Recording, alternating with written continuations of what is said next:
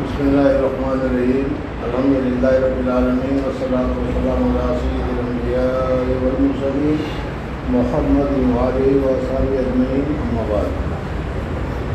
मुज़ारा का बात चल रहा था और कल जो इन्होंने मुखारी रहमतुल्लाह अलैह ने पहला बात उठाया था तो उसमें ये बताया गया था कि ज़राअत अफजल है या क्या अफजल है,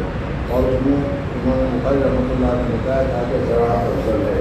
इस सिलसिले में जो इख्तिलाफ था वो मैंने कल जिक्र किया था। अब उस ज़राअत के अफजल होने के बाद इमाम बुखारी रहमतुल्लाह अलैह अब ये जो दूसरा बाब मंदिर पर है हमारे माँ युहज़्ज़िरु मिन अवाक़िल इश्काल के आदत ज़र व जावज़ल हद्द अल्लज़ी उमिर बिही। इसमें हुज़ूर अक़रम सल्लल्लाहु अलैहि वसल्लम ने इस मामले की और इस अमल की जो बुराई है उस बुराई को इसमें जिक्र की है। अभी हज़रत शेख नवाज़ुल्लाह मतलबा ने यहाँ पर बताया था हमें कि दारुल उलूम देवबंद में पहले ज़माने में हज़रत मुफ्ती शफी साहब रहमतुल्लाह तआला अलैह वहाँ थे, तो उस वक्त उन्होंने किताब लिखी थी और उस किताब में जो सनाअत और हिरफत के जो काम है, उस सनाअत और हिरफत के काम की जो बुराइयाँ हुज़ूर अक़रम सल्लल्लाहु अलैहि वसल्लम ने बयान की थी उसको जिक्र किया था और एक किताब लिखी थी कि ये सनाअत है तो उसमें ये खराबी है। जैसा भी मसलन ज़राअत है तो उसके मुताबिक फरमाया है। तो उसके बाद बहुत ज़्यादा इख्तिलाफ हुआ, बहुत ज़्यादा उसमें फसाद पैदा हो गया और अवाम में इसलिए कि मुसलमान के अक्सर लोग इसी किस्म के काम करते हैं ज़राअत के या क्या है जिसको हम अदना किस्म समझते हैं, वज़ीफ़ा नहीं कहते, अदना किस्म के काम है वो हम लोग करते हैं और उस सिलसिले में हुज़ूर अक़रम सल्लल्लाहु अलैहि वसल्लम ने उनकी बुराई फरमाई। तो अवाम को ज़रा सा भड़का देना चाहिए। किसी ने भड़का दिया कि देखो तुम्हारे अपनी कमाई से तुम्हारे चंदे से दारुल उलूम चल रहा है, लेकिन दारुल उलूम वाले तुम लोगों के लिए ये बुराइयाँ बता रहे हैं कि तुम्हारे अंदर ये खराबी है, ये खराबी है, ये खराबी है, ये खराबी है। मेरा कहने का मकसद है कि हुज़ूर अक़रम सल्लल्लाहु अलैहि वसल्लम ने अगर वो खराबी बताई है तो करना तो ये चाहे कि उस खराबी से आदमी रुक जाए, बच जाए ताकि वो उसकी वजह से न हो। तो यहाँ पर भी हुज़ूर अक़रम सल्लल्लाहु अलैहि वसल्लम ने पहले बाप ने तो तुम्हें बताया तो जिस शक्ल तुमने सुना होगा कि सबसे ज़्यादा बेहतरीन अमल जो है वो ज़राअत है, क्योंकि इसमें सदक़े का सवाब मिलता है और भी बहुत सारे फ़वाइद तुम्हारे सामने जिक्र किए गए, इसलिए वो अफजल होना चाहिए। लेकिन हुज़ूर अक़रम सल्लल्लाहु अलैहि वसल्लम ने इस सिलसिले में जो जानवर है या इनके अलावा जो दूसरे हथियार है, फल वगैरह हैं, उसके मुताबिक हुज़ूर अक़रम सल्लल्लाहु अलैहि वसल्लम ने फरमाया कि जिसके घर में ये चीज़ें होगी उस घर में ज़िल्लत होगी, यानी ज़िल्लत आएगी उसमें, समझना है। तो इससे गोया के जो फजीलत पहले बताई गई थी उस फजीलत के अंदर एक किस्म की कमी पाई जाती है और एक किस्म की अच्छी चीज़ पाई नहीं जाती। तो उससे लोगों के लिए हदीस का मतलब क्या होगा? शोभा ने इसके 3-4 मतलब हमारे सामने जिक्र किए हैं। एक तो ये कि आदमी खेती में ज़राअत में ऐसा मसरूफ़ हो जाए, ऐसा मशगूल हो जाए कि ना नमाज का ठिकाना, ना किसी दूसरी चीज़ का ठिकाना, शरीयत का किसी किस्म में कोई पास और लिहाज वगैरह न रखे, समझना गया। तो उस सूरत में ये चीज़ें उसको पास और लिहाज न रखने की वजह से ज़िल्लत और मस्कनत वगैरह आएगी, समझना गया। अगर वो ऐसा नहीं करता, ज़राअत का काम करता है लेकिन वक्त के बाद नमाज़ी पढ़ लेता है और उश्र वगैरह वाजिब होता है या जो कुछ वाजिब होता है उसको पूरी तरीके से कर देता भी है, तो फिर उस सूरत में उश्र वगैरह के देने की वजह से या दूसरे जो अहकामात शरिया हैं उस अहकामात शरिया के अदा करने की वजह से उसमें ज़िल्लत नहीं आएगी, समझना गया। अगर शेख नवाज़ुल्लाह मरकज़ हो फरमाता है कि मेरी इसमें अलग राय है और हज़रत शेख अपनी राय ये जिक्र फरमाया करते थे कि जो काश्तकार और खेडूत आदमी है, काश्तकार किस्म के जो लोग हैं वो बेचारे सारी मेहनतें करने के बावजूद ज़िल्लत में और परेशानी में मुब्तला रहते हैं, इस वजह से कि साहिब अर्ज़ ज़मींदार जिसको कहते हैं, ज़मींदार जिनकी ज़मीन होती है, वो ज़मींदार हमेशा इस काम करने वालों को ज़लील ही करते रहते हैं, तकलीफ ही देते रहते हैं, परेशानी देते रहते हैं। इस वजह से हुज़ूर अक़रम सल्लल्लाहु अलैहि वसल्लम का ये फरमाना कि जिनके यहाँ ये काश्तकार के खेतियों के हथियार होंगे उसको ज़िल्लत उठानी पड़ेगी, समझने तो इस सूरत में इसका मतलब ये होगा। کہ یا تو وہ شریعت کا پاس اور لحاظ نہیں رکھتا، یا شریعت کے دوسرے احکامات وغیرہ ہے، نماز وغیرہ اس کی رعایت نہیں کرتا، یا تو پھر یہ ہے کہ وہ زمینداروں کی طرف سے جو زمین کے مالک ہے، ہندوستان میں تو زمیندار ختم ہو گیا، لیکن اب بھی انہیں معلوم ہوگا کہ بڑے زمین کے جو مالک ہوتے ہیں وہ کام کرنے والے کو زمین سمجھتے رہتے ہیں، زمین کرتے رہتے ہیں، تو بھی کمی ہو جائے۔ بہرحال ما یحذر من عواقب اشتغال بآلۃ الزرع، زرع مانے کھیتی، کھیتی کے آلات کے ساتھ، اور جاوز الحد الذی امر بہ، یا اس کے جو حدود ہے اس حدود سے تجاوز کرنے کی وجہ سے ان کے اوپر جو ذلت آئے گی، اس کے متعلق حضور صلی اللہ علیہ وسلم نے ارشاد فرمایا ہے۔ اب اگر وہ ذلت سے بچنا ہے تو ظاہر بات ہے کہ شریعت کے جو حدود ہے اس حدود سے تجاوز مت کرو، کھیتی کرو، لیکن کھیتی یہ تھوڑی کہتی ہے کہ نمازوں کو بھی چھوڑ دو، نماز بھی پڑھ سکتے ہو، حالانکہ بڑی فضیلت ہے۔ کوئی آدمی اگر کاشتکار ہے، کھیتی کے لیے گیا جنگل میں اور نماز کا وقت ہو گیا، وہی وہ اذان دیتا ہے اور وہی اذان لے کر جماعت کے ساتھ نماز پڑھتا ہے، اکیلے نماز پڑھتا ہے، تو اللہ تبارک و تعالیٰ اس کے اوپر بہت زیادہ خوش ہوتے ہیں، اور خوش ہونے کے بعد فرماتے کہ دیکھو میرا بندہ کہاں مجھے یاد کر رہا ہے، فرشتوں یاد رکھنا میں نے اس کی مغفرت فرما دی۔ تو اس قسم کی چیزیں ہیں وہ بھی نہیں کرتا، ظاہر بات ہے کہ ذلت اس کے اوپر آئے گی۔ حدثنا عبداللہ بن یوسف قال حدثنا عبداللہ بن سعد الحمصی قال حدثنا محمد بن زیاد الرحانی عن ابی امامۃ الباہلی قال وراء سکۃ وشیء من آلۃ الحرث، ایک سکہ اور کچھ کھیتی کے آلات وغیرہ کو انہوں نے دیکھا، جب انہوں نے دیکھا تو کہا کہ حضور اکرم صلی اللہ علیہ وسلم سے میں نے سنا ہے، فقالت، انہوں نے کہا کہ سمعت نبی صلی اللہ علیہ وسلم، حضور اکرم صلی اللہ علیہ وسلم سے میں نے سنا ہے کہ حضور اکرم صلی اللہ علیہ وسلم فرماتے تھے لا يدخل هذا بیت قوم، یہ ہتھیار کسی قوم کے گھر میں بھی داخل ہوں گے، خاص کر کے کھیڑوں کے ہتھیار ہیں، وہ زراعت کے جو بھی ہتھیار ہوتے ہیں وہ قوم الا ادخل اللہ ذلت، تو اللہ تبارک و تعالیٰ اس کے ساتھ ذلت وغیرہ کو بھی داخل کرتا ہے، یا وہ آدمی ذلیل ہوتا ہے۔ تو اس انہوں نے جیسا کہ حضرت شیخ فرماتے ہیں کہ موجودہ زمانے میں کاشتکار اور کھیڑوں وغیرہ کو تم دیکھو تو زمینداروں کے سامنے ہمیشہ ان کو ذلت ہی اٹھانی پڑتی ہے، اس وجہ سے ذلت۔ قال محمد، ابھی امامہ جو سند میں بھی آیا تھا اس کا نام کیا ہے وہ بتایا کہ شعیب بن عبداللہ ان کا نام ہے۔ جی چلو کچھ سو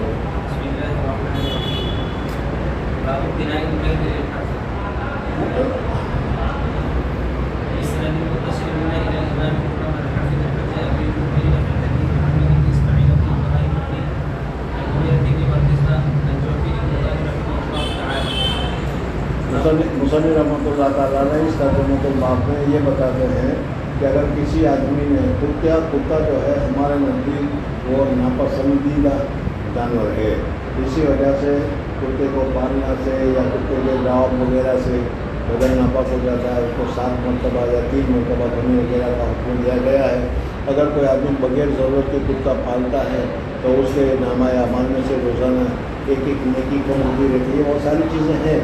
مصنف رحمۃ اللہ تعالیٰ اس ترجمۃ الباب میں یہ بتانا چاہتے ہیں کہ زراعت اتنی عمدہ چیز ہے، اچھی چیز ہے، زراعت کی فضیلت اس سے معلوم ہوگی۔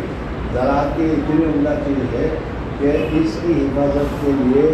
اگر وہ ادنا شے کتا اس کو بھی اگر رکھتا ہے تو یہ رکھنا اس کے لیے جائز ہے، ناجائز نہیں ہے۔ کتے کو رکھنا چاہے شکار اور چاہے اپنی کھیتیوں کی حفاظت کے لیے تو یہ رکھنا جائز ہے۔ یہ تناور پر میں لحاظ سے کھیتی کے لیے اس کتے کو پرورش کرنا، کتے کو پالنا، کتے کو رکھنا یہ جائز ہم پوچھتے ہیں۔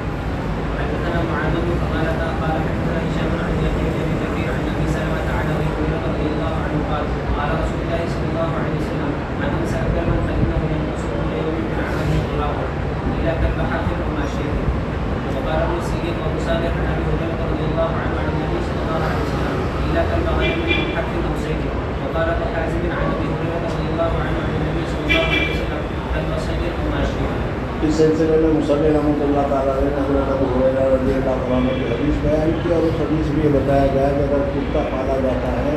کھیتی کی حفاظت کے لیے، کتا پالا جاتا ہے جانوروں کی حفاظت کے لیے، تو یہ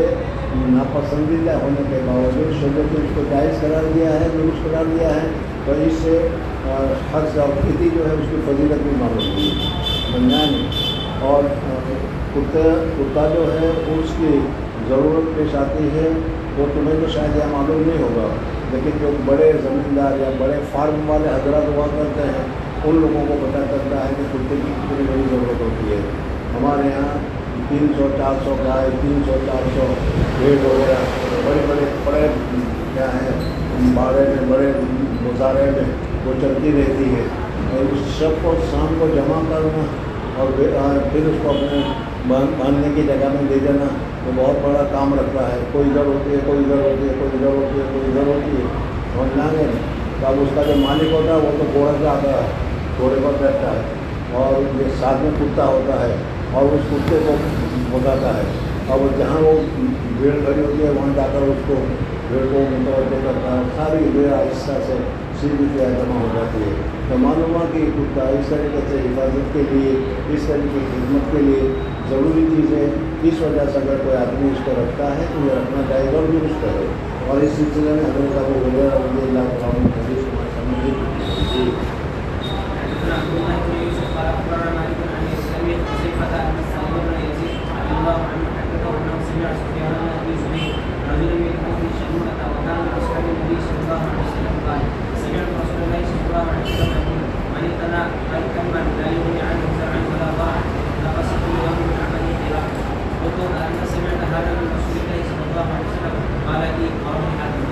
अभी जैसे बताया कि कुत्ते की ज़रूरत है,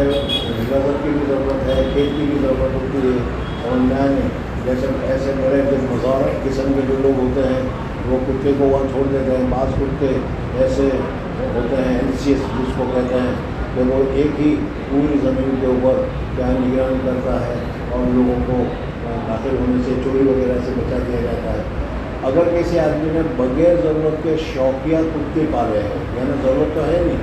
अगर खेती की ज़रूरत है, जानवर की ज़रूरत है या अपना क्या है तुम्हारा कोई बड़ा मकान है, उस मकान में तो मकान की हिफाजत के लिए कुत्ते की ज़रूरत है, तो उस सूरत में कुत्ते को पालना जायज़ है, दुरुस्त है। लेकिन कोई ज़रूरत नहीं है। एक फ़ैशन भी चल पड़ा है, आजकल फैशन भी चल पड़ा है कि कुत्ता हाथ में लेकर बच्चा जो होगा तो उसको तो क्या है दूसरी जगह सुकून कर लेंगे, लेकिन कुत्ते को साथ में लेकर चलने का, हाथ में लेकर चलने का रिवाज है। अगर कोई आदमी इस तरीके से बगैर ज़रूरत के कुत्ते को पालता है तो भी उस सूरत में बताया जाए कि उसके नामा अमल में से रोज़ाना एक खैरात उसका कम होता रहेगा। अगर बगैर ज़रूरत के उसने कुत्ते को क्यों पाला, इस वजह से। जी अब यहाँ से मुसन्निफ़ रहमतुल्लाह अलैह दूसरी शुरूत वगैरह को बयान करते हैं कि ज़मीन को अगर ज़राअत पर दी है तो एक तो होता है ज़मीन का मालिक, दूसरा है ज़मीन के ऊपर काम करने वाला। अब वो बैल या दूसरे जो जानवर है खेत वगैरह के हल चलाने के लिए, इस किस्म के लिए, अब वो किसके होंगे? ज़मीन के मालिक के होंगे या जो जिसने काम किया है उसके होंगे। उस सिलसिले में जो शरायत है उसको जिक्र कर रहे हैं, इसलिए ना उनको पता नहीं है।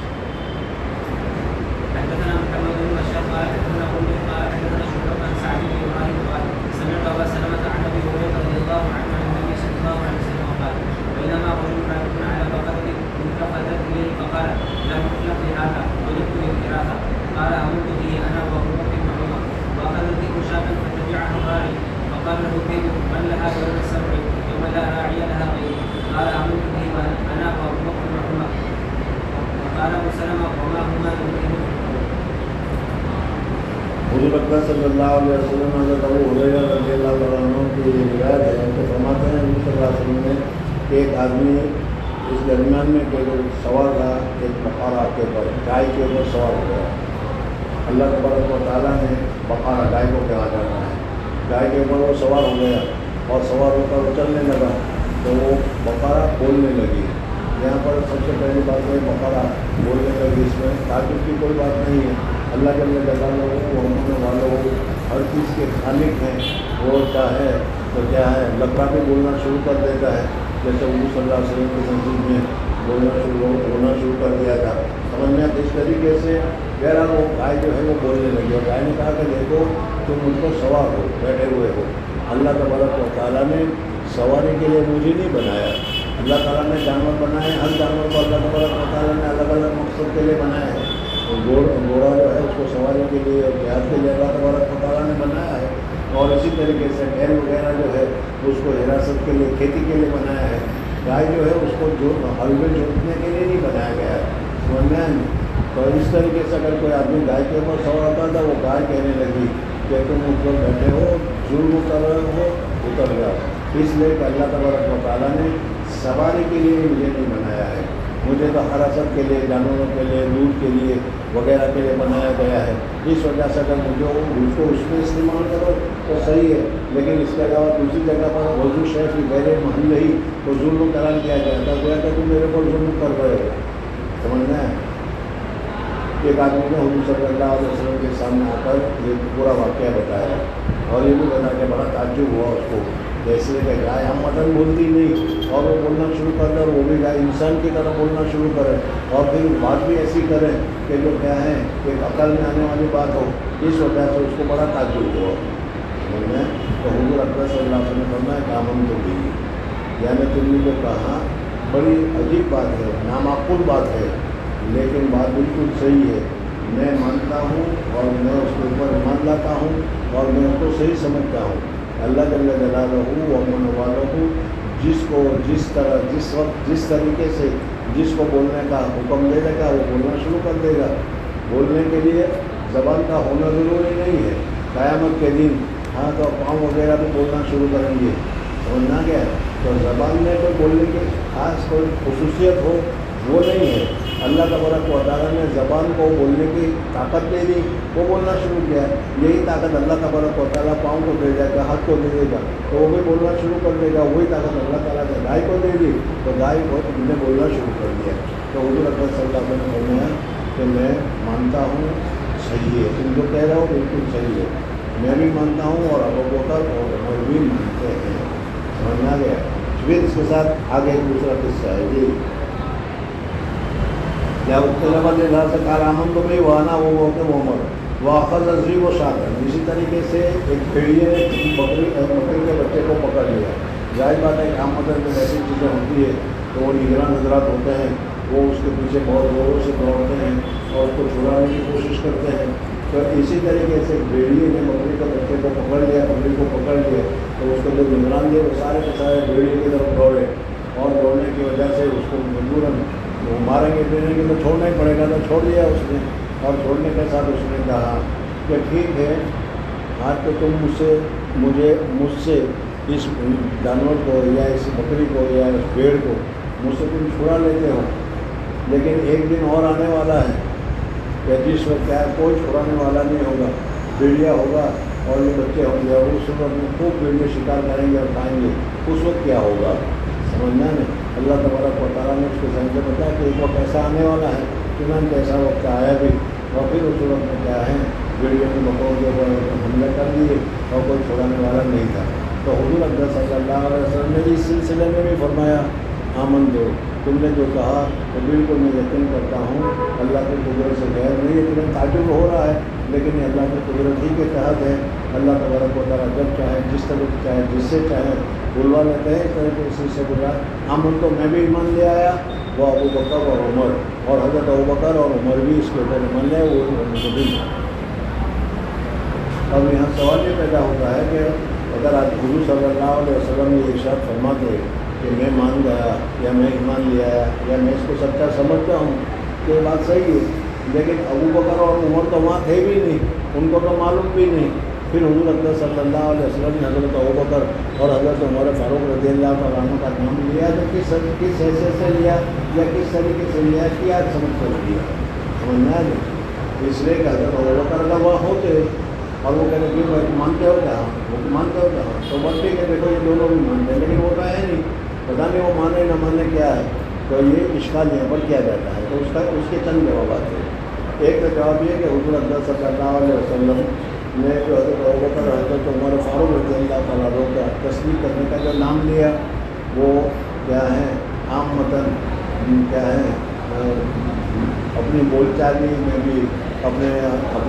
اعمال وغیرہ میں بھی اپنے دوست وغیرہ کو اپنے ساتھ کر لیا ہے کہ بھائی تمہاری دعوت ہے، آؤ گے کیا، میں بھی آؤں گا اور میرے ساتھ دوست ہے وہ بھی آئے گا وہ بھی آئے گا، حالانکہ اس کو تو ابھی دعوت نہیں دی، لیکن اس کو اعتماد ہے کہ وہ میرے ساتھ ضرور آئیں گے۔ تو اس طریقے سے حضور اکرم صلی اللہ علیہ وسلم نے اس وجہ سے حضرت ابوبکر عمر کا نام لیا ہے۔ یا دوسری بات یہ ہے کہ حضور اکرم صلی اللہ علیہ وسلم یہ سمجھے کہ جب میں نے کہہ دیا کہ آمن تو سمجھنا ہے تو حضرت ابوبکر صدیق رضی اللہ تعالیٰ عنہ، حضرت عمر فاروق رضی اللہ تعالیٰ عنہ میرے کہنے کے بعد مجھے خلاف میں کوئی نہیں سکتے کہ وہ بھی آمن تو ہی کہیں گے۔ اس وجہ سے حضور اکرم صلی اللہ علیہ وسلم نے کہا کہ ابوبکر اور عمر کیا ہے وہ بھی مانتے ہیں، وہ بھی یہی کہتے ہیں، وہ بھی نہیں سکتے۔ یا تیسرا جواب یہ ہے کہ بعض مرتبہ اعتماد کے اوپر بہت بات کر لی جاتی ہے، سمجھ میں آئے نا، تو مان لیا کہا میں بھی مانتا ہوں، میرے ابا بھی مانتے ہیں، تو حالانکہ ابا یہاں نہیں، لیکن اعتماد پر ہے کہ جب میں ابا کو کہوں گا تو وہ ضرور ہاں ہی کہیں گے۔ اس وجہ سے اس کو کہا وہ کہہ دیا گیا، اس وجہ سے یہ ہوگا۔ حضرت اکبر مفتی محمد صاحب رحمۃ اللہ تعالیٰ علیہ سے ایک قصہ میں نے سنا تھا، ہے بڑا لمبا قصہ، مختصر کرنے میں پتہ نہیں۔ حضرت مولانا خلیل احمد صاحب سانپوری رحمۃ اللہ تعالیٰ علیہ، حضرت مولانا خلیل احمد صاحب سانپوری رحمۃ اللہ تعالیٰ علیہ اور حضرت تھانوی رحمۃ اللہ تعالیٰ علیہ دونوں کے درمیان میں بایعت اتحاد کی بہت دوستی تھی۔ میں ایک مرتبہ حضرت تھانوی رحمۃ اللہ تعالیٰ علیہ نے حضرت گنگوئی حضرت سانپوری رحمۃ اللہ تعالیٰ علیہ کو کوئی گھڑی وغیرہ کوئی چیز ہدیہ دیا، انہوں نے قبول کر لیا، اور پھر تھوڑے دنوں کے بعد یا تھوڑے بات کے بعد حضرت تھانوی رحمۃ اللہ علیہ کے دل میں خیال آیا، تو کہا کہ یار میں نے ہدیہ دیا تھا تمہیں، لیکن وہ مجھے واپس دے دو، اس کے بدلے میں یہ دے دوں گا۔ حضرت تھانوی حضرت مولانا خلیل احمد سانپوری رحمۃ اللہ علیہ نے فرمایا کہ بھائی وہ تو میں واپس نہیں کر سکتا، باقی اس وجہ سے کہ میں نے وہ جو ہے ہدیہ کسی دوسرے کو ہدیہ دے دیا ہے، اب اس کے پاس سے مانگنا تو بڑا مشکل مسئلہ ہے، سمجھ میں آیا نہیں۔ بہرحال پھر اس وقت میں حضرت مولانا خلیل احمد صاحب سانپوری رحمۃ اللہ تعالیٰ علیہ نے وہ جو گھڑی تھی وہ حضرت تھانوی کو دی تھی۔ حضرت تھانوی نے فرمایا آپ نے کیسے دے دی؟ کہ مجھے اپنے اس دوست پر اعتماد ہے کہ میں اس کو کہوں گا کہ میں نے تیرے لیے لی تھی، خریدی تھی، لیکن میں نے کسی وجہ سے اس کو واپس کر دی، تو وہ مان جائے گا، انکار نہیں کرے گا۔ اور میں اس وجہ سے میں بغیر پوچھے بھی اگر تم کو دے رہا ہوں تو صحیح ہے۔ اس پر اگر اعتماد کی وجہ سے بھی آدمی کہہ دے کہ مجھے اعتماد ہے کہ یہ میرا دوست ہے، میرا ساتھی ہے، وہ اس کے اوپر اعتراض نہیں کرے گا، میرے تصور کو جائز قرار دے دے گا، یہ جائز اور درست ہے کہ اس طریقے سے نہیں کرے گا۔ جی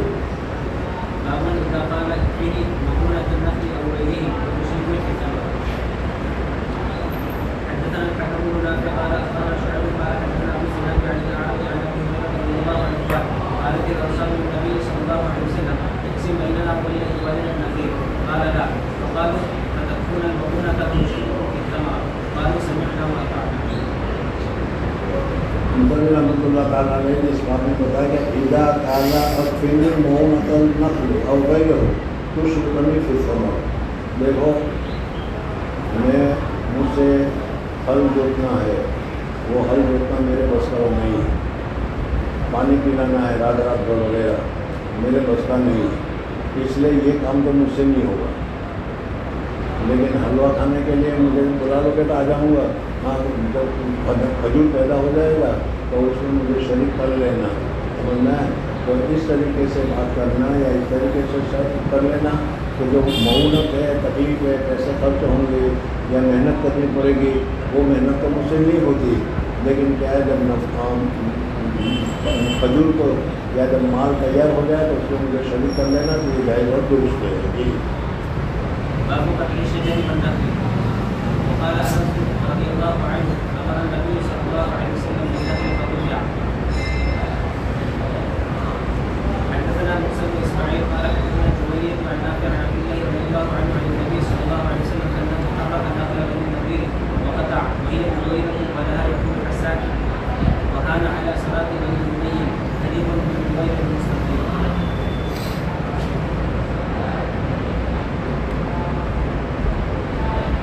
ایسا صاف اور زور سے پڑھے تو مجھے کتاب میں دیکھنے کی بھی ضرورت نہیں پڑے گی، یہاں بچوں کو آواز آتی ہے کیا پڑھ رہا ہے، صاف بھی نہیں پڑھ رہا اور تو صحیح نہیں آ رہا، کسی کو عبارت پڑھنا تھوڑی مقصود ہے، صاف عبارت کرو کہ مجھے پتا چلا کہ یہ لفظ بولے، لفظ کے لیے مجھے اندر دیکھنا پڑے گا کہ کیا ہوگا۔ عبارت پڑھنا بھی ایک محاورہ ہوتا ہے۔ خیر، مصنف رحمۃ اللہ تعالیٰ علیہ اس ترجمۃ الباب میں یہ بتانا چاہ رہے ہیں کہ گزشتہ کل بتایا تھا تمہیں کہ اگر کسی آدمی نے درخت بویا، بونا چاہیے درخت، اس وجہ سے کہ درخت بو کے وہ بڑا ہوگا، اس درخت سے جو فائدہ اٹھائے گا اس کا ثواب تم کو ملتا رہے گا۔ تو اس کا تقاضا یہ ہے کہ درخت وغیرہ کو کاٹنا نہیں چاہیے۔ اس وجہ سے بعض حضرات فرماتے ہیں کہ سبز درخت، اچھے درخت وغیرہ جو ہو اس کو کاٹنا جائز نہیں ہے۔ امام بخاری رحمۃ اللہ تعالیٰ علیہ اس ترجمۃ الباب میں فرماتے ہیں کہ جو لوگ درخت کو کاٹنے کو منع کرتے ہیں وہ صحیح نہیں ہے، ضرورت ہوئی تو اس کو کاٹنا بھی جائز اور درست ہے۔ اس وجہ سے درخت کو کاٹنا، کھجور کے درخت کو کاٹنا، آم کے درخت کو کاٹنا، پھلدار درخت کو کاٹنا، یا جیسے ٹماٹر درختوں کو کاٹنا کہ جس پر چرندے پرندے وغیرہ بیٹھے رہتے ہیں۔ قطع الشجر والنخل وقال انس امر النبی صلی اللہ علیہ وسلم بالنخل فقطع۔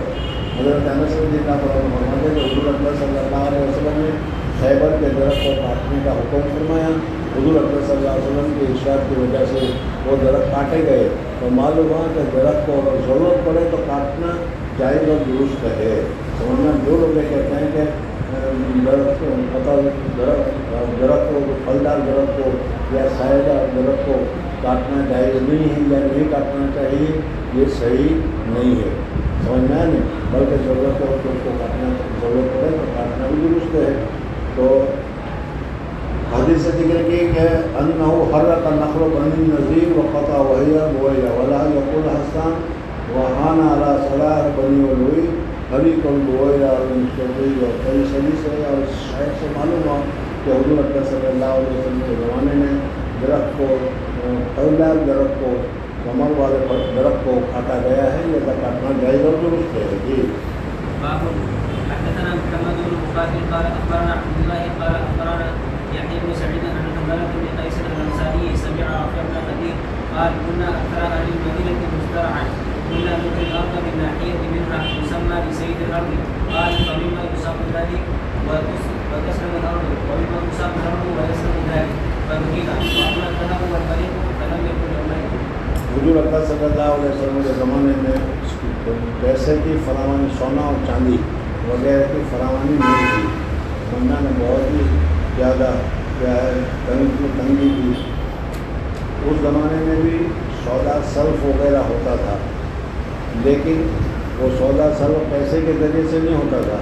اناج لے گئے، 1 کلو اناج تم نے لے لیا اور اس 1 کلو اناج کے بدلے میں مجھے کوئی چیز مل گئی۔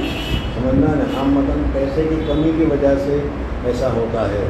اور ہم نے بھی اپنے زمانے سے کچھ پہلے تک یہ دیکھا کہ کاشتکار وغیرہ جو ہوتے ہیں، سمجھنا ہے نا، وہ اپنی پیداوار میں سے کچھ حصہ موچی کو، کچھ حصہ درزی کو، کچھ حصہ اس کو وغیرہ دیتے ہیں اور اس کے بدلے میں کپڑے سلا لیا کرتے ہیں، اس لیے کہ ان کے پاس پیسے تو ہوتے نہیں تھے۔ سمجھ میں آئے نہیں، لیکن آج کا دور بالکل الگ ہے۔ اب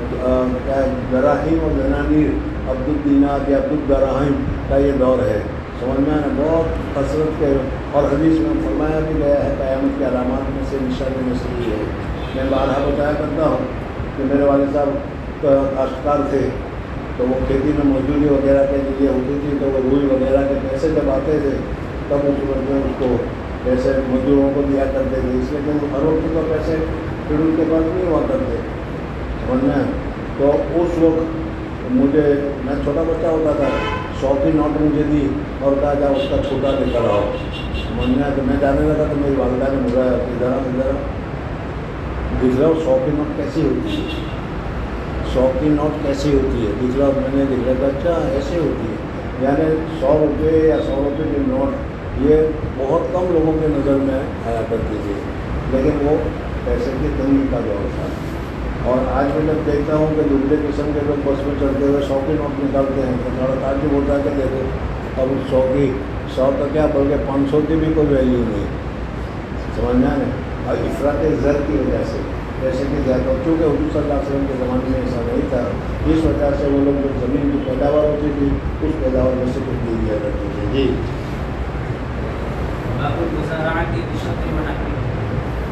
اب یہاں سے باغیداری پر مذاکرات کرنا کہ بھائی تمہاری زمین ہے، اب وہ زمین پر میں باغیداری میں تم مجھے زمین دو، جو پیداوار ہوگی اس کا آدھا ہم تمہیں دے دیں گے اور آدھا ہم رکھیں گے شطر پر، یا شطر ہو یا ثلث ہو یا کوئی بھی ہو. تو اس طریقے پر مذاکرات کرنا جائز ہے یا جائز نہیں ہے، مصنف رحمۃ اللہ علیہ بتاتے ہیں. اور سب سے افضل امام ابو حنیفہ رحمۃ اللہ تعالیٰ علیہ کے نزدیک ابتدائی باب میں بتایا تھا میں نے کہ امام صاحب رحمۃ اللہ تعالیٰ علیہ مذاکرات کو پسند نہیں کرتے تھے. وہ مذاکرات کو پسند نہ کرنے کا مقصد یہی تھا کہ بھئی یہ زمین ہے اللہ تبارک و تعالیٰ کی دی ہوئی ہے، اب اس کو تم کیا ہے خود ہی اس کو ذرا کرو، خود ہی کھیتی کرو، خود ہی اس میں کاشت کرو تو بہت اچھا ہے. لیکن اگر تمہارے پاس زمین اتنی ہے کہ جو سب کاشت نہیں کر سکتے تم، تو کسی دوسرے کو دے دو کہ وہ کاشت کرے. سمجھنا نہیں، لیکن وہ دل والے کا کام ہے ہماری زمین کو اس سے وہ فائدہ اٹھایا، تم کچھ بھی نہ لو. یہ سب سے اچھی بات تو یہ ہے.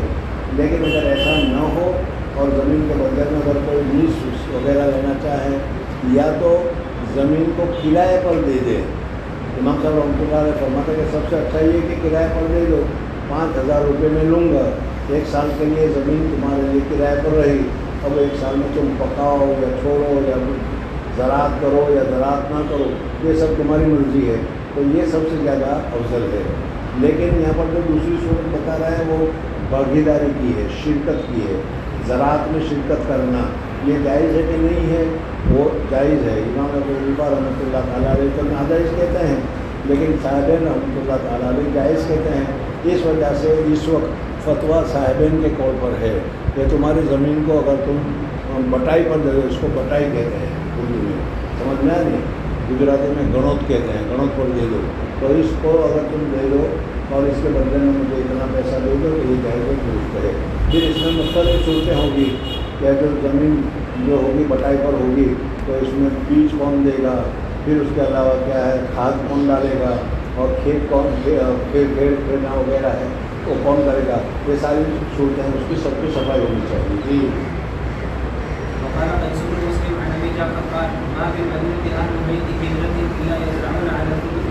کہہ رہے کہ مدینہ منورہ میں اسی طریقے سے لوگ جو تھے وہ ایک سلوس پر، یعنی بھائی یہ ہمارے 50 کھجور کے درخت ہے، باغ ہے پورا کا پورا، اس کی کھدائی کرنا ہے، پانی پلانا ہے، اس کی نگہبانی کرنی ہے، اس کی حفاظت کرنی ہے. یہ تم سال بھر کرتے رہو، جو کچھ پیداوار ہوگا اس پیداوار میں سے 1 سلوس تمہارا ہوگا اور 2 سلوس ہمارا ہوگا، یا 2 سلوس تمہارا ہوگا اور 1 سلوس ہمارا ہوگا. اس طریقے سے شرط وغیرہ کرنا جائز اور درست ہے. حضور اکرم صلی اللہ علیہ وسلم کے زمانے میں مدینہ منورہ کے لوگ تھے وہ اس طریقے سے 1 سلوس پر بٹائی کیا کرتے تھے.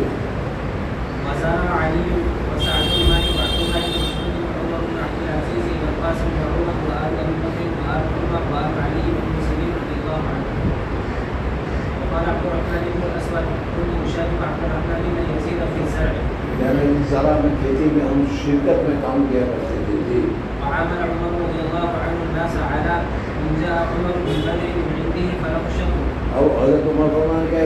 بیج کس کے ہیں، اور جس کے بیج ہوں گے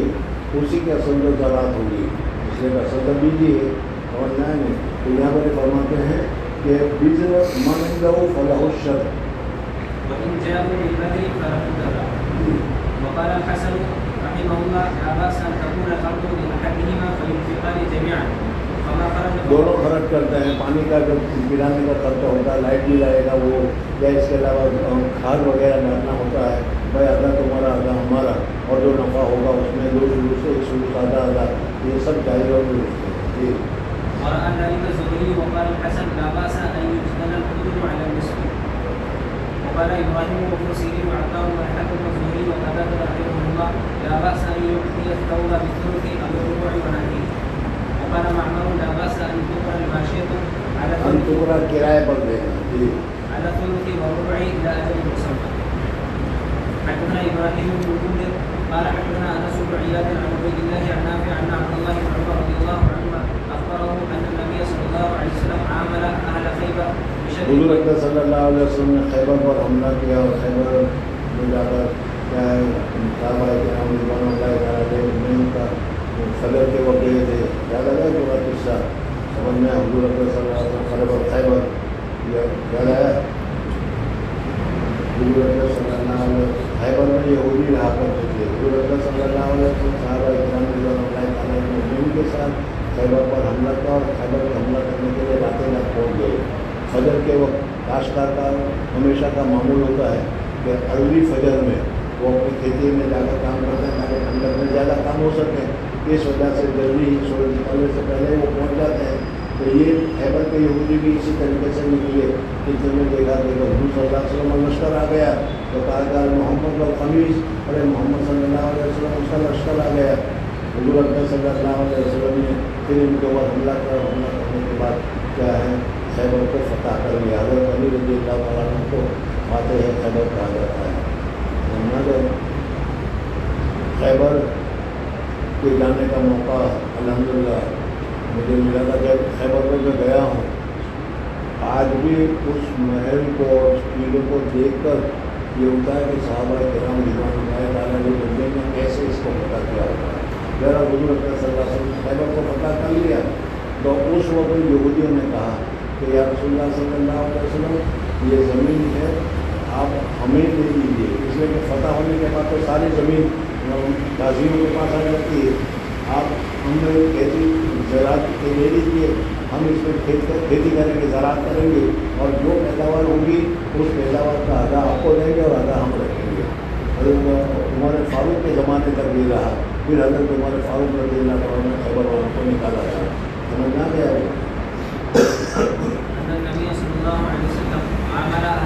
عامل میں نے عامل بنایا، خیبر والوں کو کہا ٹھیک ہے تم کام کرو اور کام کرنے کی وجہ سے جو کچھ پیداوار ہوگی اس پیداوار کا آدھا تم کو ملے گا اور آدھا ہم لیں گے۔ جی وكان يعطي أزواجه 100 وسق 80 وسق تمر و20 وسق شعير. وقسم عمر رضي الله عنه فخير أزواج النبي صلى الله عليه وسلم أن يكثر لهن من الماء والأرض أو يمضي لهن، فمنهن من اختار الأرض ومنهن من اختار الوسق، وكانت عائشة رضي الله عنها اختارت الأرض. باب إذا لم يشترط السنين في المزارعة. زمین وغیرہ جو ہے اس کو دی جاتی ہے آج کل کے موسم میں بھی کیا ہے یہ وقف کی ساری زمینیں ہیں ان کے حالات اگر تم دیکھو گے تو سارا وقف خراب ہو گیا اس وجہ سے کہ ایک مرتبہ جب ایک آدمی کو دے دیا تو 10 سال کے لیے دے دیا، 15 سال کے لیے دے دیا اور 10 سال کا 15 سال کا جب قبضہ ہو جاتا ہے تو وہ کہتا کہ وہ ہم ہمارا مالک ہو گئی، جو کھیڑ ہے اس کی زمین جو رہے اس کا مکان تو قانون حکومت نے بھی بنا دیا۔ سمجھ میں آئے، حالانکہ یہ جائز نہیں ہے، صحیح نہیں ہے۔ اس وجہ سے یہ جو زمین وغیرہ ہے اس کو کیا ہے لمبی مدت تک کے لیے کرائے پر دینا جائز نہیں ہے۔ لیکن ایک دوسری مصیبت بھی اس میں یہ ہے کہ مثلا ہم نے 1 سال کے لیے زراعت پر دیا ہے، 1 سال کی مدت کے لیے، تو کاشتکار اس کو پسند نہیں کرے گا۔ کیوں؟ اس لیے کہ اس میں وہ کھاد ڈالے گا، اب جب کھاد ڈالے گا تو کھاد کا اثر ایک سیکنڈ میں، 1 منٹ میں، 1 مہینے میں، 1 دن میں تو نہیں ہوتا، وہ کھاد آہستہ آہستہ ہوتا ہے۔ تو وہ گویا کہ آج کھاد ڈالا وہ آئندہ سال والا جس کے پاس جائے گا تو اس کو فائدہ دے گا۔ اس وجہ سے وہ کہتا ہے کہ بھائی کم سے کم 2 سال کے لیے، 3 سال کے لیے ہمیں دے دو، تو یہ جائز ہے یہ۔ تو اس لیے اگر زراعت کے موقع پر سنین کا تذکرہ نہیں کیا، میں تم کو کھیتی کھیڑنے کے لیے دیتا ہوں بس، لیکن 2 سال کے لیے دیتا ہوں، 5 سال کے لیے دیتا ہوں، 3 سال کے لیے دیتا ہوں، یہ تذکرہ نہیں کیا تو یہ جائز ہے، درست ہے۔ جی حدثنا مسدد قال حدثنا يحيى بن سعيد عن عبيد الله قال حدثني نافع عن ابن عمر رضي الله عنهما قال عمل النبي صلى الله عليه وسلم خيبر بشطر ما يخرج منها من ثمر او زرع. باب حدثنا علي بن عبد الله قال حدثنا سفيان قال عمرو بن طول طاووس لو تركت المحاورة انهم يزعمون ان النبي صلى الله عليه وسلم نهى عنه. قال اي عمرو فاني اعطيه ومعينه وان اعلمه اخبرني يعني ابن عباس رضي الله عنهما ان النبي صلى الله عليه وسلم لم ينهى عنه ولكن قال ان يمنع احدكم اخاه فيمنعه من ان ياكل. یعنی اس میں بتایا گیا کہ اس طریقے سے اپنی زمین سے خود محنت نہیں کرنا، خود زراعت نہیں کرنا، کسی دوسرے کو دینا ہے اور اسے بٹائی کے اوپر آدھا پونا جت بھی ہے لینا، یہ قسم کی بیچارے کی مجبوری ہے، اس کو فائدہ حاصل کرنا ہے، اس وجہ سے یہ اچھا نہیں ہے، سمجھنا نہیں۔ بلکہ اگر اللہ تعالیٰ نے تمہیں زیادہ زمین دی ہے تو 5 بیگھہ میں تم زراعت کر رہے ہو، دوسری 5 بیگھہ بےکار پڑی ہے، چلے بھائی یہ زمین پڑی ہوئی ہے، تم کھیتی کرو اور کھاؤ، لیکن اس کے لیے دین چاہیے، سمجھنا ہے نہیں۔ تو یہ صحابہ یہ چاہتے تھے کہ اس طریقے سے ہو کہ جب تم سے محنت نہیں ہو رہی، تم تمہاری زمین کے اوپر محنت کر رہے ہو، بقیہ زمین پڑی ہوئی ہے، اس کے اوپر کام نہیں کرو گے تو وہ خراب ہو جائے گی، دوسرے درخت وغیرہ اگ جائیں گے، بنجر ہو جائے گی، تو اس وجہ سے تم کسی دوسرے کو دیتا ہو، وہ بیچارہ محنت کر اور کما کر کھائے تو اچھا ہے، اس کے عوض میں تم پیسے لیتے ہو، یہ پیسے لینا مناسب نہیں ہے۔ جی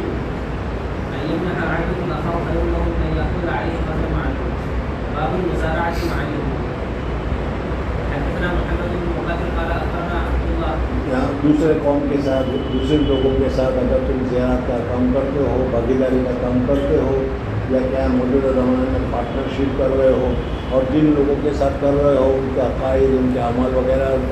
دوسرے ہیں، جیسے یہود ہے، حدود ہے، تو اس وقت میں اس کے ساتھ تمہارا کام کرنا جائز اور درست ہے۔ حضور صلی اللہ علیہ وسلم نے خیبر کے یہودیوں کے ساتھ اس طریقے سے کام کیا ہے، تو اگر تم یہاں پر دوسری قوم کے ساتھ اگر شرکت کا کام کر رہے ہو، یہ کام کرنا درست ہے۔ جی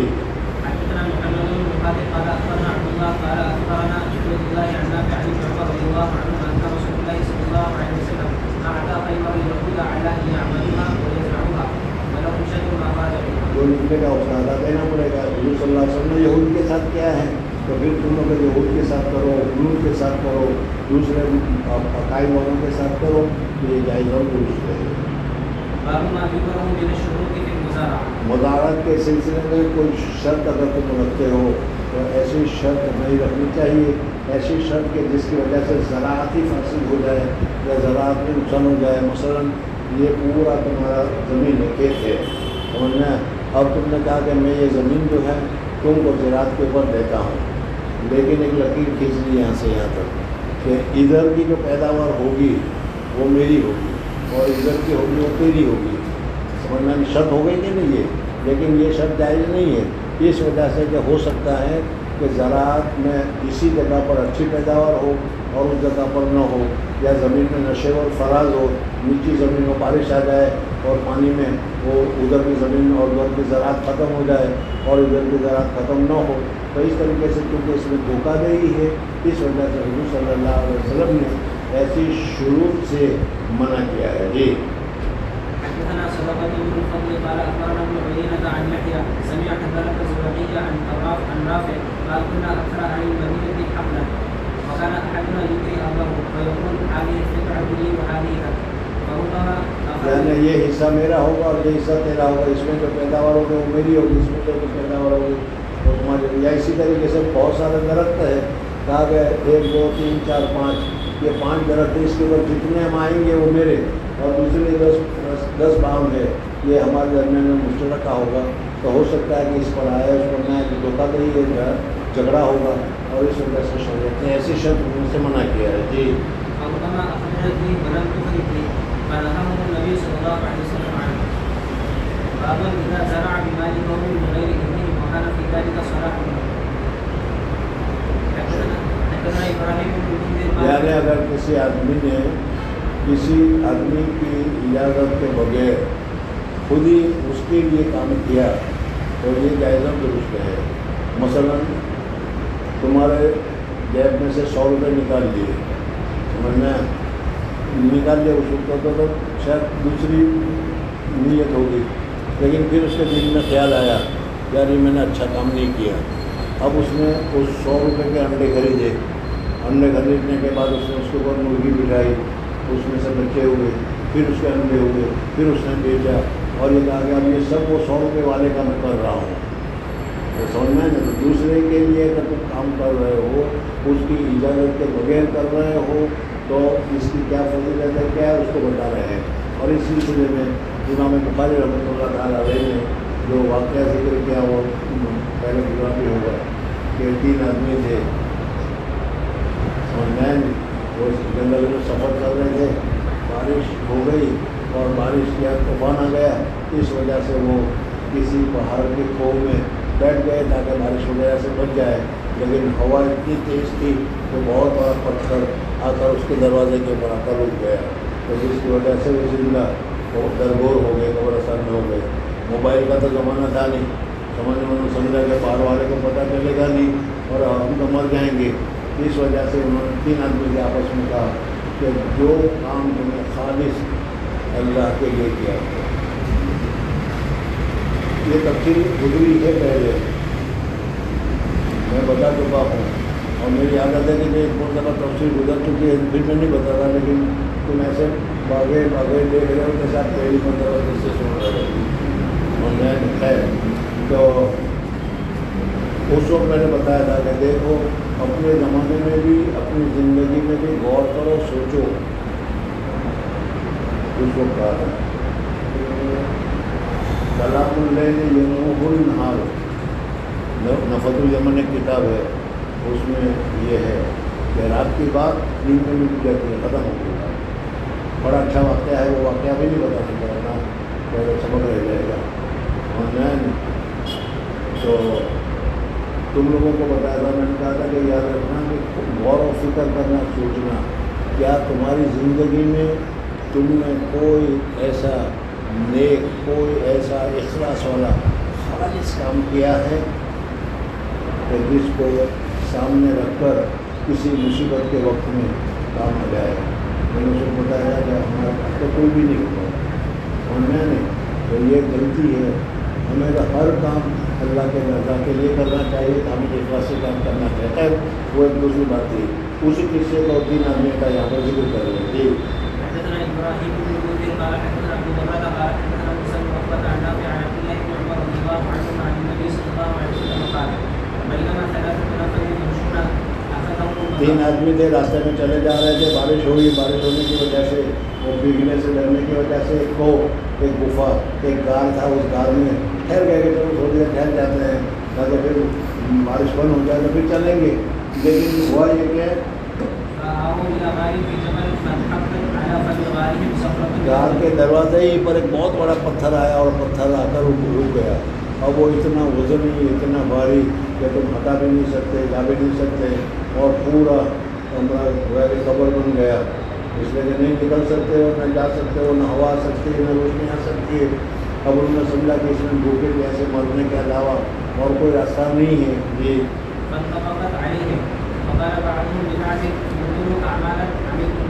ارے بھائی دیکھو، اپنے اپنے زندگی میں اپنے اپنے کام کیے ہوئے ہیں، کچھ کام کو یاد کرو، کوئی کام ایسا خالص اللہ کی رضا کے لیے کیا ہو تو اس کو وسیلہ قرار دے کر اس کے ذریعے سے اللہ تبارک و تعالیٰ سے دعا کرو۔ یہاں پر ایک دوسری بات ابھی میرے ذہن میں آئی، اور یہ ہے کہ وسیلے سے دعا کرنا جائز ہے کہ دعا کرنا جائز نہیں؟ میں نہیں، سعودیہ میں جاؤ گے سلفی حضرات، سمجھ میں آ گیا، وہ کہتے ہیں شرک، وہ وسیلہ کو نہیں مانتے، حالانکہ حضور اکرم صلی اللہ علیہ وسلم نے اور اسی طریقے سے ہمارے خیر کے ذریعے سے یا اسی طریقے سے کسی بڑے نیک متقی آدمی کے ذریعے سے وسیلہ بنا کر اللہ تبارک و تعالیٰ سے کہہ کہ تیرا نیک بندہ ہے،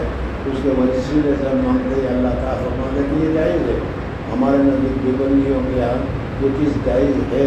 سمجھ میں آئے، لیکن یہ سلفی حضرات ناجائز قرار دیتے ہیں، وسیلہ جائز نہیں ہے۔ حالانکہ وسیلے سے دیکھو یہاں پر بھی انہوں نے نیک عمل کیا تھا، کوئی بھی نیک عمل، اس نیک عمل کو سامنے رکھ کر اللہ تعالیٰ سے کہہ رہے ہیں یہ عمل اگر ہمارا تمہیں پسند ہے یا اللہ ہماری یہ دعا قبول کرتے ہیں۔ سمجھ میں آ گیا؟ جی۔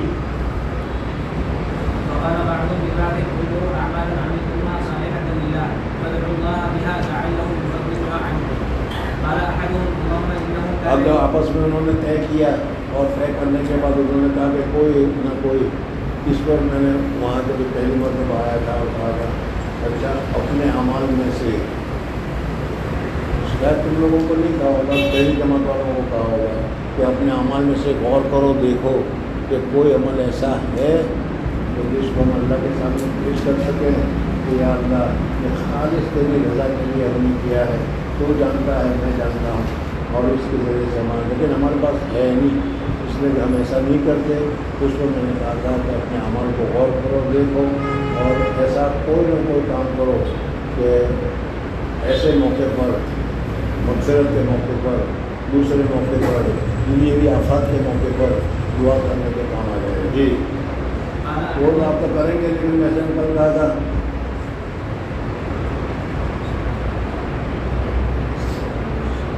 بھول گیا کیا کہنا تھا؟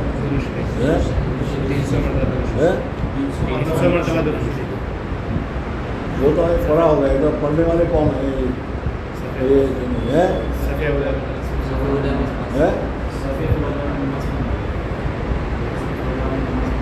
اتنا ایسا بولتا ہے کہ جیسے عورت کی آواز ہے۔ ہاں پہلی سب میں نماز پڑھنا تھا، سبھی پہلے سب میں نہیں، میرے خیال سے یہ ہے، کتنا ہی ٹوکو، کتنا ہی سمجھاؤ، لیکن وہ کتے کی روم ٹیڑھی کی ٹیڑھی صحیح ہوگی۔ کل کہنے کے بعد تو 5 نمازیں ہوگی نا، عصر، مغرب، عشاء، فجر، ظہر، سب ایک نے بھی عمل کیا۔ دیکھو یہ چیز اچھی نہیں ہے، سمجھے نہیں؟ ہم چاہتے ہیں کہ تمہارے لوگوں کا درجہ بڑھے، تم لوگوں کو اچھا عمل کا موقع ملے، اس لیے میں بار بار کہتا ہوں اور ٹوکتا ہوں۔ اور مجھے معلوم ہے کہ بہروں کو تو 2-4 مرتبہ کہو تبھی پتہ چلتا ہے، بہروں کے ساتھ بات ہوئی کہ نہیں، 3 مرتبہ کہو، 4 مرتبہ کہو تب اس کی سمجھ میں آتا ہے یہ بہری کون ہے۔ ارے اپنے اعمال کو درست کرنے کی کوشش کرو، پھر تم امام صاحب بن جائیں گے کیا؟ پھر تو تم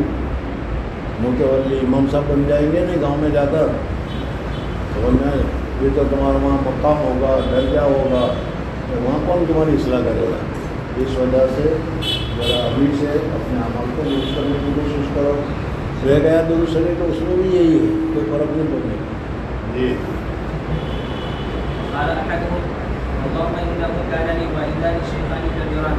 یہ وہ اپنے والدین کی خدمت کے سلسلے میں بتایا، اس میں بھی دیکھو کہ ہم اپنے والدین کی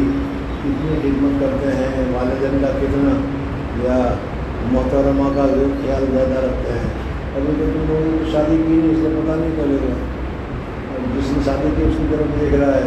تو تم شادی کرو گے تو کیا کون دیکھے گا؟ پھر تمہاری طرف جی یعنی میرا معمول یہ تھا کہ میں جب بکریوں کو چرایا کرتا تھا اور بکریاں چرانے کے بعد دودھ وغیرہ لے کر گھر میں آتا تھا، سب سے پہلے اپنے والدین کی خدمت میں پیش کرتا تھا، والدین کے بعد پھر بچے کو، پھر بیوی کو۔ سمجھ میں ایک مرتبہ میں آیا تھا، دیر ہو گئی تو میرے والدین سو گئے تھے، میں نے والدین کو تکلیف دینا اٹھانا مناسب نہیں سمجھا، یاد آ گیا پورا قصہ، ہم کا پھر قصے میں دیر ہو رہی ہے۔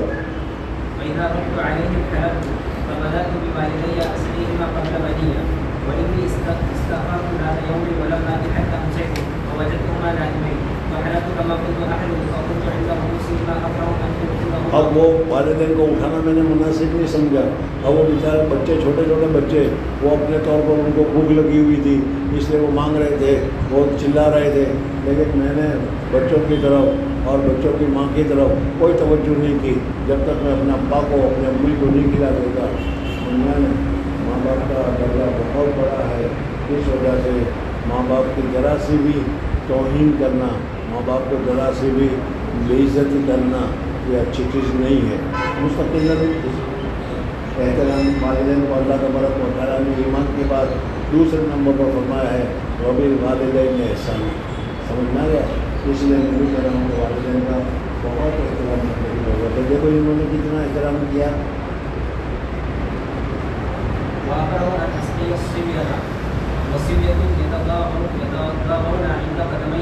میرے پاؤں کے پاس آ کر میرے بچے گوگا شور شکا کرنے لگا، پرندے انہیں دور دو دور دو، میں کھانا بھوک لگی ہے، چلاتے رہے، لیکن میں نے ان کے چلانے پر کوئی توجہ نہیں کی، یہاں تک کہ صبح ہو گئی، اور جب صبح گئے ماں باپ اٹھ گئے تو میں نے سب سے پہلے ان کی خدمت کرنے کی کوشش کیا، یا اللہ میں نے یہ خالص ماں باپ کا احترام کرنے کا، وبی والدین احسانہ، تو اللہ تبارک و تعالیٰ نے حکم فرمایا ہے،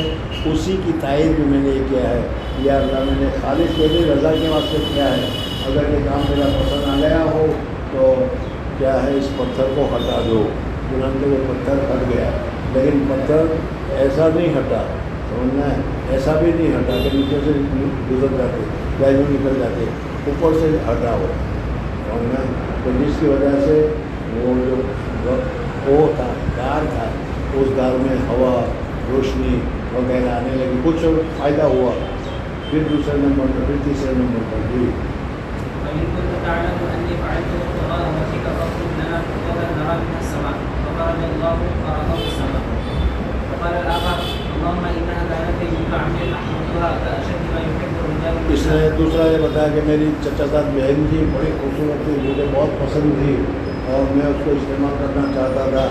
اور اس کے لیے بڑی کوشش کی، لیکن وہ اتنی متقی پرہیزگار بھی تھی کہ وہ میرے ہاتھ میں نہیں آتی تھی، لیکن مجبور ایک مرتبہ ہو گئی، ماں باپ بیمار ہو گئے، پیسے کی ضرورت پیش آ گئی اور میرے پاس پیسے لینے آئی تو میں نے شرط رکھی کہ تو میں تم کو پیسے دینے کے لیے تیار ہوں، سمجھ میں آیا نہیں، وہ بیچاری مجبور تھی اپنے والدین کی دوائی داروں کے لیے پیسے کے لیے، تو اس نے وہ شرط مان لی، اور اس شرط پر جب میں اس کو یہ زنا کرنے کے لیے بیٹھا تو اس نے بہت ہی لجاجت کے ساتھ، بہت ہی عاجزی کے ساتھ کہا کہ دیکھو یہ اللہ تبارک و تعالیٰ نے منع فرمایا ہے، یہ عفت کی مہر لگی ہوئی ہے، بغیر نکاح کے اس کو توڑنا نہیں چاہیے، مان جاؤ، بس میرے دل میں ایک دم خوف آیا اور میں اٹھ گیا، یا اللہ اگر ایک کام میں نے تیری رضا کے واسطے کیا، اس کو میں نے بتایا تھا کہ اپنی زندگی میں اپنے واقعات کو یاد کرو، کوئی واقعات ایسا ہے کہ کرنے کا پورا ارادہ کر لیا ہے، ناجائز کام کرنا ہے، سمجھ میں نہیں، زنا تو تم کر نہیں سکتے، باقی لوگ ہیں، لیکن کیا ہے سنیما دیکھنا ہے، ٹکٹ لے کے گئے بھی اور ایک دم دل میں خیال آ گیا کہ یہ بری چیز ہے، نہیں کرنا چاہتے تو میں واپس جاتا ہوں، سمجھ میں۔ ہارون رشید اور اس کی بیوی، میاں بیوی بادشاہ میں بادشاہ ہی ہوتے ہیں، میاں بیوی کے درمیان میں آپس میں جھگڑا ہو گیا، اب چلتے ہیں کوئی ایک دوسرے کی طرف، سمجھنا ہے، میاں نے کہا کہ اگر تو جنتی ہے تو میری بیوی ہے، اور اگر تو جنتی نہیں تو تجھے کرا،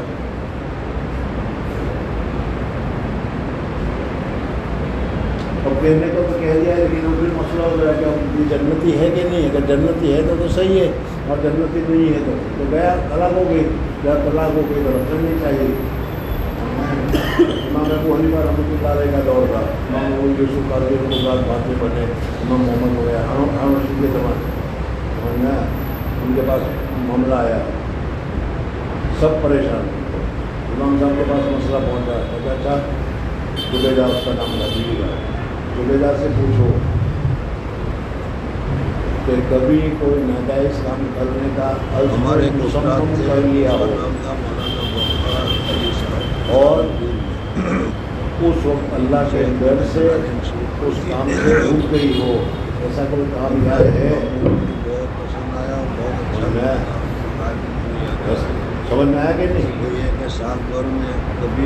جہاں ایسا ہوا تھا لیکن اللہ کا ڈر آیا، لیکن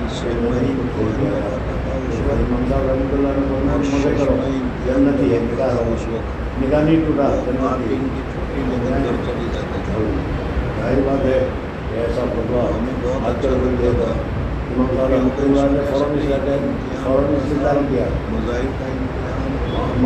من خواب و مقام ونہى النفس عن الہوا، پھر کیا ہے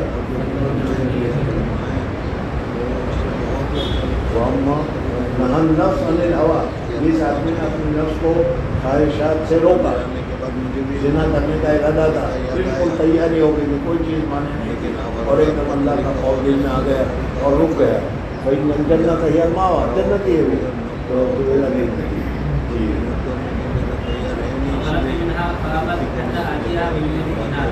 فبغيت حتى جمعتها فلما وقعت بين رجليها قالت يا عبد الله اتق الله ولا تفتح اور بھی بیچارے پاک دامن تھی، اسی لیے اس نے کہا کہ اللہ کے بندے मजबूरन मैंने कबूल कर लिया था मेरे बाप की विराज करने के लिए।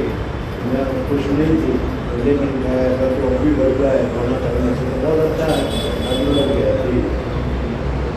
ولا تفتح خاتم الا بحقه فقلت وان كنت تعلم اني فعلت ابتغاء وجهك فقل لنا خشيه حقيقه. وقال الثالث अब ये तीसरा जो है उसका वाक़या तुम्हारे सामने जिक्र कर रहा है, उससे इस्तेमाल करते हैं कि वो एक आदमी का किराया हमारे तक होता ही है, उसमें 10 रुपये किराया हो, 10 रुपये का मजदूरी होगी, 10 में 8 ही दूंगा मैं, और वो कहने में 10 दूंगा, तो कहना 8 दूंगा, कम करो। काम किया, बिल को लेने के लिए गया तो उसने कहा बिल तो कहा 8 ही दूंगा, 8 ही दूंगा। मैंने कहने के मजदूरी 10 मुझे 10 दे दे, मांगा और उसने कहा नहीं देने का, चला गया। समझा कि 2 रुपये मुझे देने का नहीं है। आमद ऐसा हुआ भी करता है। अब उसने और उसके दिन में बात आई कि यार मैंने गलत किया, ऐसा नहीं करना चाहिए था। अब उसके 2 रुपये को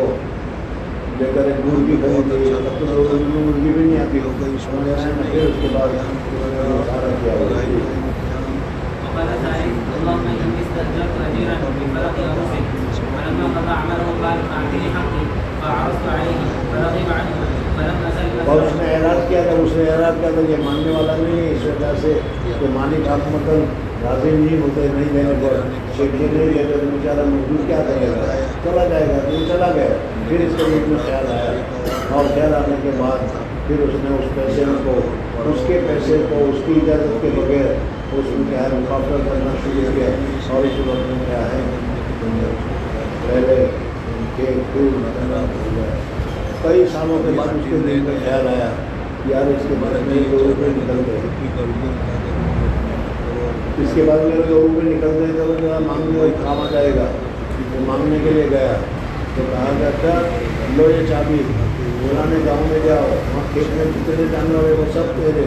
سارے کھیت تیرے، سارے زلیان تیرے۔ تو وہ سوچنے لگا کہ یار یہ کیا کہہ رہا ہے، ایک زمانہ تھا 2 روپے میں مانگ رہا تھا، تو 2 روپے دینے میں تو یہ اس کا کیا پسینہ نکل رہا تھا، اور آج یہ کہہ رہا ہے کہ سارے گلیاں تیرے، سارے کھیت تیرے، سارے تیرے۔ ہمارے ایک استاد تھے، اس کا نام تھا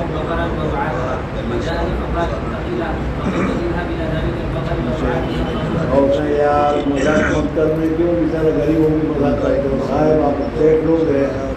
ہمارے کیوں مذاق کرتے ہو، مجھے تو 2 روپے چاہیے اور تم کہتے ہیں کہ 2 روپے میں میری مسجد بھی لے جاؤ، تو کیسے لے گا، مانے گا کیسے مانے گا وہ؟ کہا کہ نہیں، یہ میرے ہی 2 روپے تھے، اس میں بڑھاتے 20 لاکھ روپے کی میرے مسجد اس لیے جی۔ قال اتق الله ولا تستهزئ فقلت اني لا استهزئ بك فاخذه وان كنت تعلم اني فعلت ذلك ابتغاء وجهك فاخرج ما بقي فرض الله.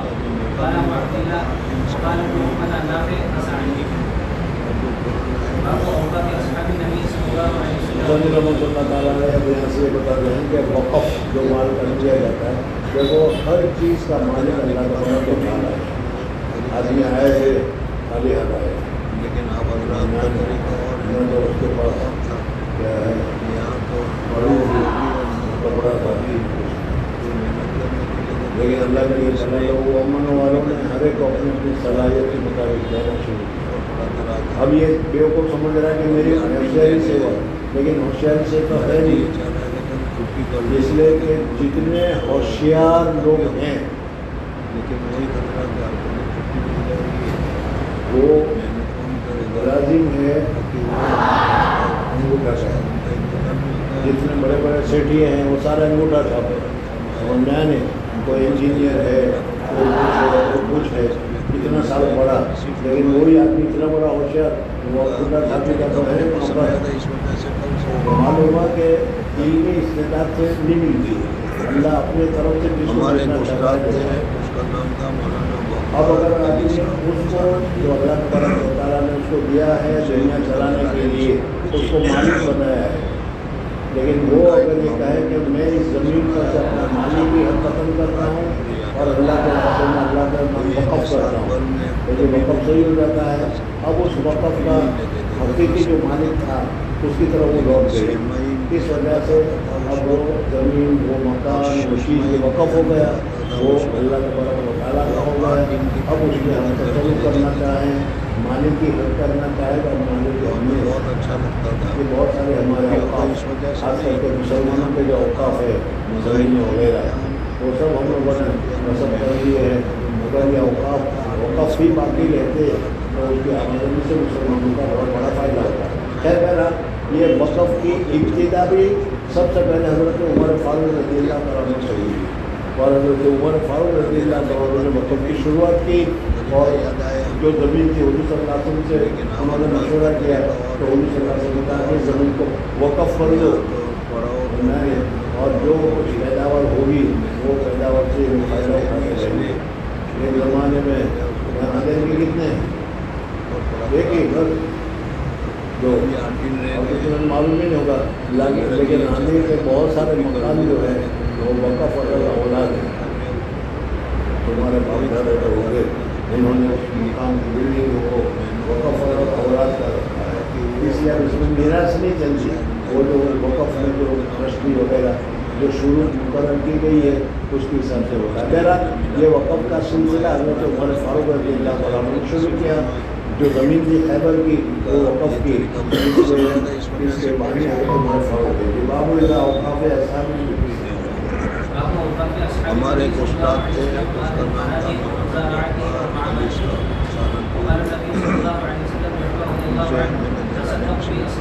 کا نام لا یبا. اب اس کو وقف کو پھر بیچنا، میں نے اگر وقف کر دیا، جس نے بھی وقف کیا وقف کر دیا، وہ وقف کرنے والا بعد میں خود بیچنا چاہے کبھی وہ بیچ نہیں سکتا. اس لیے کہ اس نے اپنا حق کو چھوڑ دیا، وہ تو اللہ کے حق میں اصل پہنچ گئی. اس لیے وقف کی بے صحیح نہیں ہے. آج کل تو بس سب طے صحیح کرتے ہیں. ہمیں بہت اچھا لگتا تھا کیونکہ اس وجہ سے بھی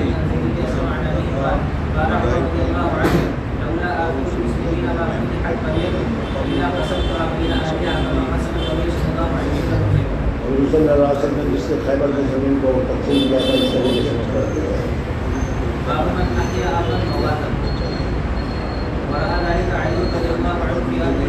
اس مسئلے کو سمجھنے سے پہلے ایک بات سمجھ لو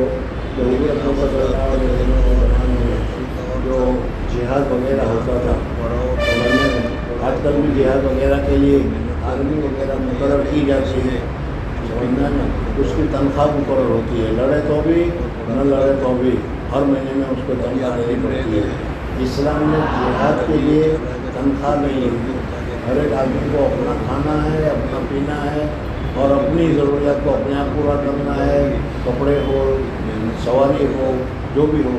کرنا ہے، اور اللہ کے راستے میں جہاد کے لیے نکلنا ہے. جیسے تبلیغ والے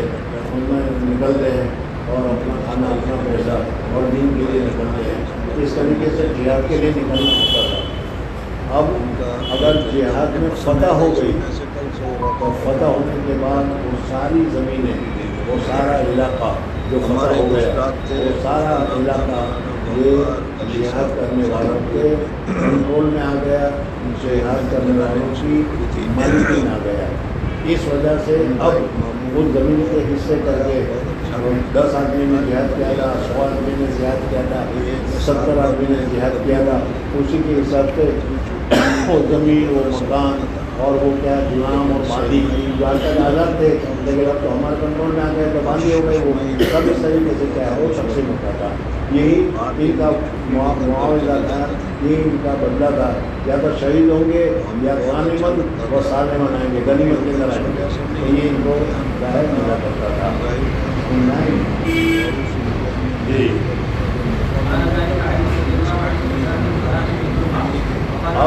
اب وہ ساری کی ساری زمینیں جو ہے وہ زمینیں مجاہدین کی ملک ہو گئی. اب اس کے بعد جو قاضی ہوگا یا بڑا ہوگا یا سلم سالار ہوگا وہ تقسیم کرے گا. 2 بیگھہ اس کو، 2 بیگھہ اس کو، 2 بیگھہ اس کو. جس کے گھوڑا ہے اس کو 4 بیگھے، جس کا پیدل ہے اس کو 2 بیگھے، جو بھی اصول ہے اس کی حساب سے. اب وہ تمہاری ملک میں آ گئی. اب تمہارے پاس 50 مکان ہو گئے یا تمہارے پاس 50 بیگھہ 50 ایکڑ زمین تمہارے حصے میں آئی. نہیں، اب ظاہر بات ہے کہ ساری زمین جو آئی وہ ہم اس کو جو تو نہیں سکتے، وہ نہیں کر سکتے. बहुत सूरत में कभी न क्या किसी को दे दो, ये करो, ये सबको समझाइए कि साहबा किराम रिज़वानुल्लाह ताला ने गरीब को कभी तो खैबर की ज़मीन, कभी तो पुरानी ज़मीन जो मिली और इनके पास जो ज़मीनें थी वो ज़मीन थी, वैसे हैरान नहीं थी। तो इस तरीके से गानिमीन को ज़मीन मिली। अब उसके बाद तुम्हारी ज़मीन है, उसके ऊपर मकान बनाओ, खेती करो, ज़राअत करो, या जो करो तुम्हारा इख्तियार है, तुम्हारी ज़मीन। लेकिन अगर ज़्यादा ज़मीन हो तो बाद मरतबा वो पड़ी रहती है, कुछ नहीं होती जाता। या तो तकसीम करने में बच गई बेकार से उनका एक समझना है। और वो ज़मीन मफाद अम्मा के लिए रख दी गई कि भाई गाँव के जितने जानवर हैं उस जानवर को चरने के लिए ये जगह मिलेगी, चराहा हो गया वो। समझना इसके सभी चीज़ें पहले हुआ करती हैं, बाद मरतबा बेकार पड़ी है, तकसीम में बेकार पड़ी है। जैसे दरिया किनारे जाओ जगह बहुत सारी बेकार पड़ी हुई होती है। अब अगर इसको अर्ज़ मवाद कहते हैं, ऐसी ज़मीन जो मुर्दे की तरह कोई फिट नहीं है, कोई फायदा नहीं है, लेकिन तुम गए और जाकर तुमने उसको थोड़ा खेती की, ट्रैक्टर चलाया और ये करके उसको उपजाऊ बनाया, या उस जगह पर मकान बनाया, या होटल बनाई, या क्या है बड़ी बिल्डिंग बनाई, और फिर उसको जो तुमने इस्तेमाल किया तो ये अब इस ज़मीन को तुमने जो मुर्दा बेकार पड़ी हुई थी तो उसको काम में लगा लिया। और मैं तो अब अगर कोई आदमी बेकार पड़ी हुई ज़मीन हो उसको अगर आबाद कर दे तो आबाद करने के बाद वो इसकी मिल्क हो जाएगी या नहीं हो जाएगी, मतलब समझ में आ रहा है। बम्बई में जाकर देखो तो ना जरा से ज़मीन पड़ी हुई है, वहाँ एक लारी भी लगा दो तो वो कैसे रहने पड़ते हैं वहाँ, समझना है नहीं। बहरहाल वो ताकत वाले लोग कर लेते हैं ऐसा अपनी ज़मीन समझ कर। तो यूँ फरमाते हैं कि अगर बेकार अर्ज़े मवाद बेकार ज़मीन पड़ी हुई है, जैसे गाँव के नदी के किनारे, तालाब के किनारे के बाद ज़मीन पड़ी हुई है और वहाँ तुमने उसको ज़राअत के काबिल बना दिया, वहाँ तुमने रहने के काबिल मकान वगैरह बना दिया, तो अब वो तुम्हारी मिल्क होगी कि नहीं। तो हमारा मसला ये है कि अगर आमिर या काजी उसके हुक्म से तुमने ये किया है तो फिर तुम्हारी मिल्क हो जाएगी। अगर क्या है गवर्नमेंट के दस्तावेज तुम्हारे पास नहीं है अक्ल के हिसाब से तो वो तुमको खाली छोड़नी पड़ेगी। तो बिल्कुल ये तुम्हारे पास के तुमको इस ज़मीन का मालिक बनाया गया है तो उसको अर्ज़े मवाद कहते हैं। जिसने अर्ज़े मवाद को अहिया किया, बेदार किया, जिंदा किया, आबाद किया तो उसका क्या हुक्म है? जी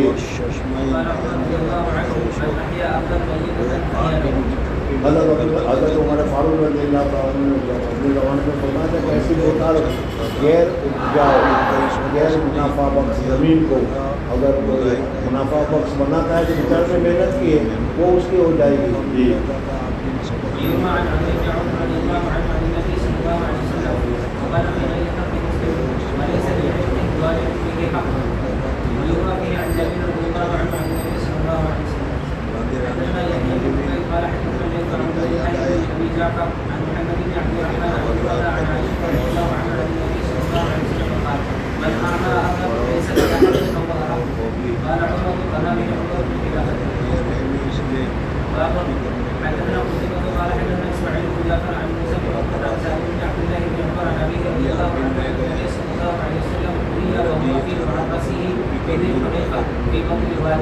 وقيل له انك بمقطع مباركه فقال موسى وقد اناق بنا سالم بالمناخ الذي كان عبد الله يليق به ليتحرى معاكس رسول الله صلى الله عليه وسلم وهو اسفل من المسجد الذي في بطن الوادي بينه وبين الطريق وسط من ذلك. حدثنا اسحاق بن ابراهيم قال اخبرنا شعيب بن اسحاق عن الاوزاعي قال حدثني يحيى عن ابن عباس رضي الله عنهما عن رسول الله عن النبي صلى الله عليه وسلم قال حضور اکرم صلی اللہ علیہ وسلم کے حج کا یہ واقعہ ہے۔ حضور اکرم صلی اللہ علیہ وسلم نے ظہر کی نماز مدینہ منورہ پڑھی اور مدینہ منورہ پڑھنے کے بعد حضور صلی اللہ علیہ وسلم حج کے سفر کے لیے نکلے۔ ذوالحلیفہ پہنچے، وہاں پر کیا ہے عصر کی نماز کا وقت ہوا۔ حضور اکرم صلی اللہ علیہ وسلم نے عصر کی نماز دو رکعت پڑھی مسافر ہونے کی وجہ سے۔ حضور اکرم صلی اللہ علیہ وسلم نے رات پر قیام کیا اور قیام کرنے کے بعد صبح حضور صلی اللہ علیہ وسلم نے احرام باندھا، پھر وہاں سے چلے تو وہاں ایک وادی ہے، علاقہ ہے وادی کا وہ آیا تو حضور اکرم صلی اللہ علیہ وسلم نے فرماتے ہیں مجھے کہنے والے نے کہا یا مجھے حکم کرنے والے نے حکم دیا کہ کیا ہے عمرے کے ساتھ حج کے ساتھ عمرے کی بھی نیت کر لو، تو حضور صلی اللہ علیہ وسلم نے حج کے ساتھ عمرے کی بھی نیت کر لی۔ اس مسئلے میں اختلاف آئے گا کہ حضور صلی اللہ علیہ وسلم کا حج جو تھا وہ قران کا تھا یا تمتع کا تھا